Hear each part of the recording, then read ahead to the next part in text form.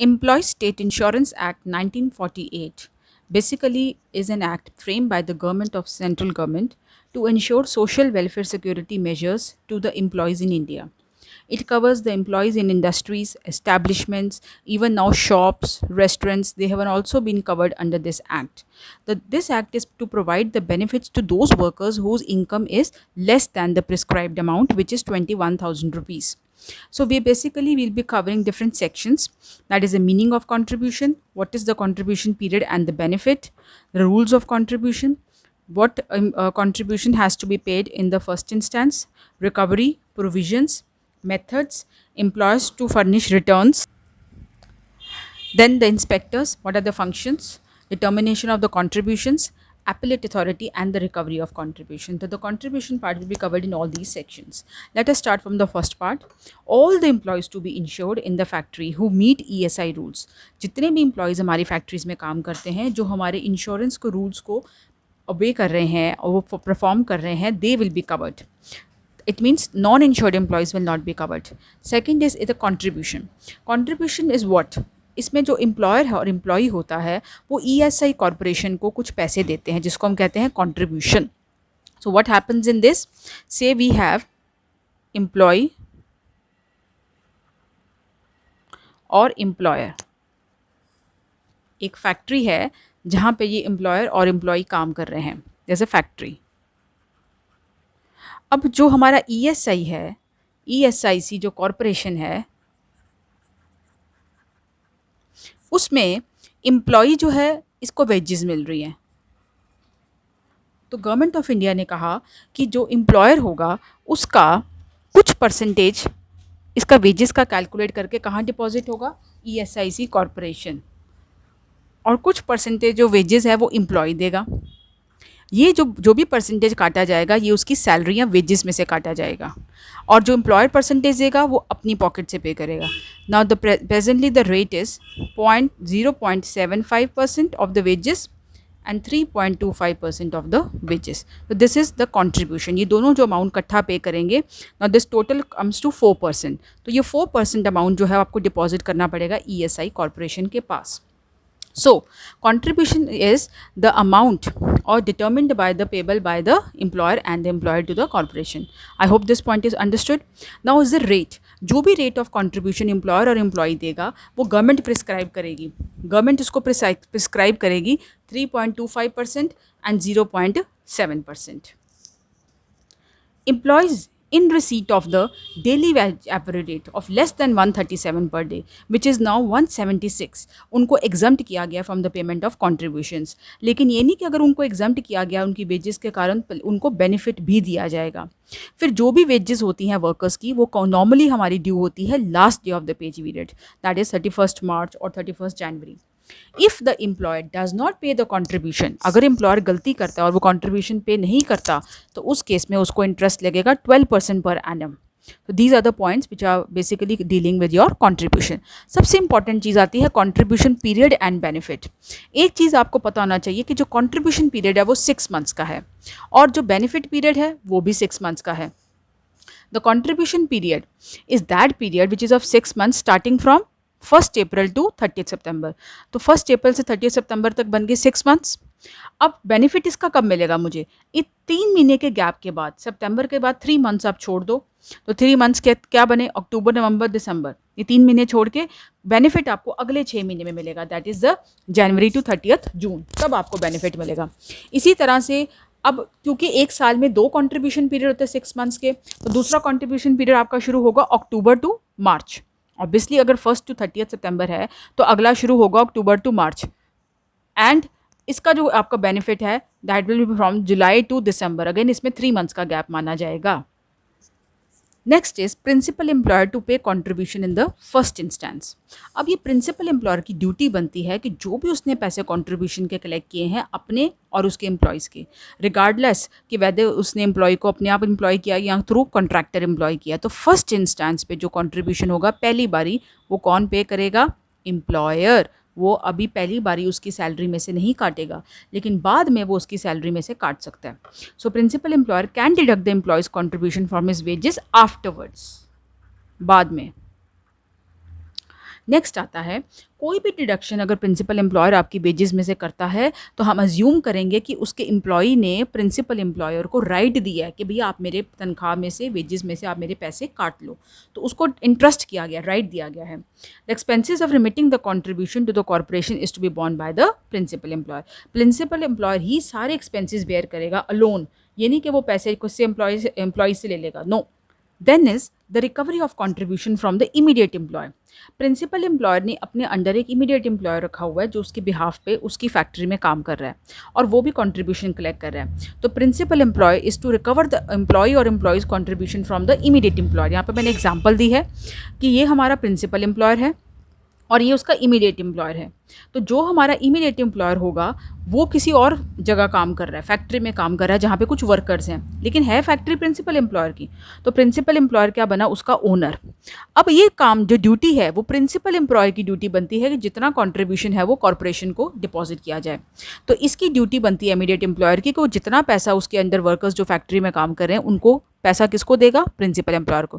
Principal employer अपनी factory का और ये वाली फैक्ट्री का पैसा टोटल कहाँ जमा कराएगा, कॉर्पोरेशन में। ठीक है। So immediate employer must also maintain the register, जो भी रजिस्टर है उसको मेंटेन करना पड़ेगा। और जो इमीडिएट एम्प्लॉयर है ही इज एंटाइटल्ड, उसको प्रिंसिपल एम्प्लॉयर ने राइट दिया है कि जिस फैक्ट्री में वो काम कर रहा है उसका ओनर बनाया गया है, वहाँ पे जितने वर्कर्स काम कर रहे हैं आपको वो कॉन्ट्रीब्यूशन कलेक्ट करना पड़ेगा। Then is the provisions regarding payment of contribution exemption. अब गवर्नमेंट ने कहा कि जिस वर्कर की वेजेस फॉल कर जाती हैं बिलो द लिमिट, पहले जो था it was 137 but now it is 176, तो सेंट्रल गवर्नमेंट ने कहा कि उस वर्कर या एम्प्लॉय की आपको कॉन्ट्रीब्यूशन नहीं काटनी, it shall not be payable, लेकिन उसको सारे बेनिफिट्स दिए जाएंगे। Next is the method of payment of contribution. Corporation ने कुछ रूल्स बनाए हैं, कुछ मैटर्स हैं with regard to the method of payment and collection of contribution. What is the timing of payment of contribution? Payment should be always by means of stamp, क्योंकि कल को आपका कोर्ट में वो प्रूफ होगा। फिर किस दिन कॉर्पोरेशन जो है वो अपना इन्फॉर्मेशन फर्निश करेंगे विद एविडेंस। कोई भी इन्फॉर्मेशन आपने जो भी कॉर्पोरेशन को भेजनी है वो एविडेंस के साथ भेजनी है। डिफरेंट बुक्स ऑफ अकाउंट्स जो आपको मेंटेन करनी है, अगर उनकी बुक्स डीफेस, लॉस या डिस्ट्रॉय हो जाती है तो आपको उन बुक्स को दोबारा रिप्लेस करना पड़ेगा।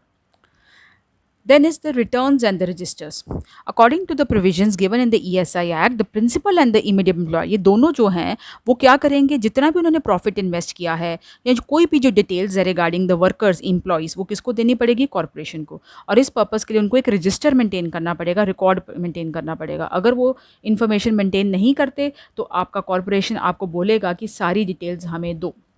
पहले हमारा वर्ड होता था इंस्पेक्टर, तो जब हमारा ईएसआई एक्ट अमेंड किया गया उसका नाम डाल दिया गया अब सोशल सिक्योरिटी ऑफिसर। तो ईएसआई के पास पूरी पावर है कि वो पर्सन्स अपॉइंट कर सकती है as a social security officer, he is an inspector only. वो क्या करेगा, वो आएगा, कोई भी इंफॉर्मेशन आपसे ले सकता है, वो किसी भी कॉरपोरेशन में कोई कंपनी है या कोई फैक्ट्री है वहाँ एंटर कर सकता है, वहाँ के अकाउंट से बुक्स को चेक कर सकता है, उनके डॉक्यूमेंट्स कलेक्ट कर सकता है और within reasonable notice. Then क्या क्या इन्फॉर्मेशन वो कलेक्ट करेगा रिगार्डिंग वेजेस एंड एक्सपेंसेस। वो आके बुक्स को इंस्पेक्ट भी कर सकता है और जो भी उसका एरिया है, जो भी पर्सन आया इंस्पेक्टर, उसको एरिया स्पेसिफाई किया जाएगा कि आप दिल्ली वाला एरिया लोगे या आप कौन सा एरिया कवर करोगे, उस एरिया में जितनी फैक्ट्रीज आएंगी वो उसको इंस्पेक्ट करेगा। Jurisdiction means the area. फिर उनकी कॉपीज़ वो लेके जा सकता है from the factory. Next is a termination of contribution in some particular certain cases में। अगर कोई भी फैक्ट्री कोई रिटर्न नहीं फाइल कर रही, कोई रजिस्टर नहीं मेंटेन कर रही, ना तो वो प्रिंसिपल एम्प्लॉयर मेंटेन कर रहा है ना ही इमीडिएट एम्प्लॉयर फैक्ट्री का, तो कंपनी जो है, कॉर्पोरेशन जो है, वो अपने बेसिस पे इंफॉर्मेशन कलेक्ट करेगी और डिसाइड करेगी कितना कॉन्ट्रीब्यूशन पे करेगा। प्रिंसिपल एम्प्लॉयर और इमीडिएट एम्प्लॉयर को आपको अपॉर्चुनिटी देनी पड़ेगी फॉर बीइंग हर्ड। अगर उनकी कोई गलती नहीं है तो आपको उनकी बात सुननी पड़ेगी। No order shall be passed in respect of a period. कोई भी ऑर्डर जो है गवर्नमेंट का वो 5 साल से ज़्यादा पास नहीं किया जाएगा। अगर कोई ऑर्डर कॉर्पोरेशन करती है तो उसके पास उसका सफिशिएंट प्रूफ होना चाहिए। Corporation is your ESI corporation. Appellate authority का मतलब कोर्ट। अगर जो एम्प्लॉयर है उसने कोर्ट में अपील की है तो जब भी कॉर्पोरेशन आपको ऑर्डर पास करेगा उसके 60 डेज़ के अंदर अंदर आप कोर्ट में जाके अपील कर सकते हो कि भाई ये हमारे पास ऊपर गलत इन्फॉर्मेशन दे रहे हैं। और उस केस में आप तभी कर सकते हो अगर आपने 25% ऑफ, अगर आपकी कंट्रीब्यूशन 10,000 है तो 25% मतलब 2,500, तो कम से कम 2,500 आपने ईएसआई कॉर्पोरेशन के पास अगर डिपॉजिट किए हैं तो ही आप कोर्ट में केस कर सकते हो। Then is a recovery of contribution. कोई भी कॉन्ट्रीब्यूशन जो पे किया जाएगा वो रिकवर होता है as just like arrears of land revenue. Arrears का मतलब जो लैंड रेवेन्यू आउटस्टैंडिंग होता है उसी तरह आप रिकवर कर सकते हो। अब हमारे कॉन्ट्रीब्यूशन के कुछ नए प्रोविजंस आए हैं 45C से 45I तक, और उसमें हमारी जो कॉरपोरेशन है ESI कॉरपोरेशन, उन्होंने एक नई मशीनरी सेटअप की है that is independent.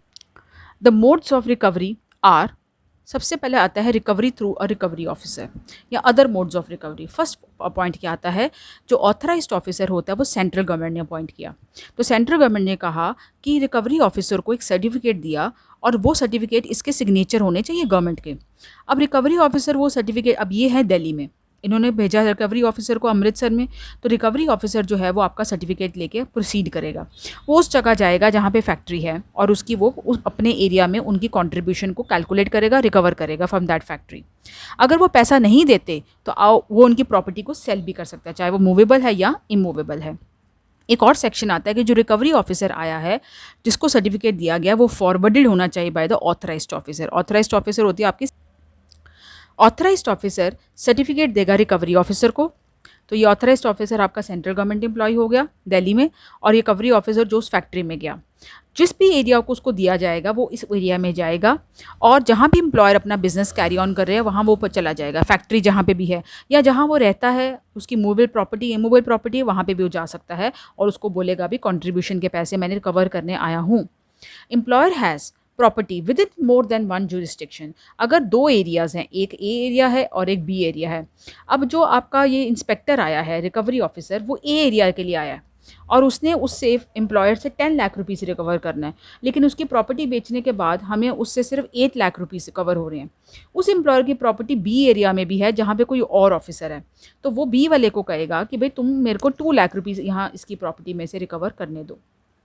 So if he is not able to recover the entire amount in that area, he can recover from the other area. Certificate बेटे कब तक वैलिड है? कोई भी अमेंडमेंट की जाती है सर्टिफिकेट में, या कोई भी फैक्ट्री इस्टेब्लिशमेंट एम्प्लॉयर ये नहीं कहेगा कि भाई आपका जो सर्टिफिकेट है वो गलत है। रिकवरी ऑफिसर के रिगार्डिंग कोई वो डिस्प्यूट नहीं करेगा। ही विल नॉट से कि भाई आपका सर्टिफिकेट गलत है। तो ऑथराइज पर्सन के पास राइट है कि वो सर्टिफिकेट को विड्रॉ कर सकता है, करेक्ट और कैंसिल कर सकता है। एंड द लास्ट इज, अगर आपकी प्रोसीडिंग्स कोर्ट में चल रही हैं और कोर्ट ने आपको एक ऑर्डर पास कर दिया कि भाई आप अपने जो एम्प्लॉयर जिससे पैसा रिकवर करने के रिकवरी ऑफिसर, अगर आपने 10 लाख रिकवर करने हैं तो वो अमाउंट कम कर दिया गया, 8 लाख कर दिया गया है। तो अगर वो अमाउंट रिड्यूस किया गया है तो सर्टिफिकेट को आपको अमेंड करना पड़ेगा, उसमें वो चेंज अमेंड करके इंट्रोड्यूस करना पड़ेगा। तो this is all about the contribution part of ESI Act. I hope you will follow this and it will be easier for you to attempt it. And this covers all the contributions. जो latest amendments भी हैं वो भी cover की गई हैं. Thank you so much.